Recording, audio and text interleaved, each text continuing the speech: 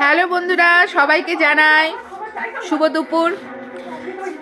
একমাত্র মায়ের কাছে এসেই বিছনায় শুয়ে শুয়ে যা অর্ডার করবে পেয়ে যাবে, মনে হয় যেন স্পেশাল ট্রিট। তো মায়ের কাছে এসেছি। আজকে আমাদের রানাঘাটে শীতলা পুজো হয়। কোথায় কোথায় হয় জানি না, কিন্তু রানাঘাটে এই দোলযাত্রার পরেই অষ্টমী তিথিতে মানে 8 দিন পরে শীতলা পুজোটা হয়। মোটামুটি পুরো রানাঘাটটাই, তার আশেপাশে গ্রামগুলো আজকের দিনটাই পালন করে। জানি চৈত্র বৈশাখ মাস কি জ্যৈষ্ঠ মাস, এই 3টে মাস শীতলা পুজো হয়। তো আমাদের রানাঘাটে আজকেই তো রানাঘাটে শীতলা পুজো, আমি মন্দিরে পুজো দিয়ে মায়ের কাছে চলে এসেছি। মা লুচি টুচি করেছে, খাচ্ছি।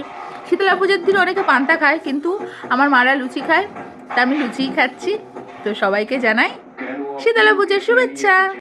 এই দেখো, ব্যাক ক্যামেরা করে আমার মা খাবার নিয়ে এসেছে। দাও আমাকে খাবারটা দেখি, দাও দাও।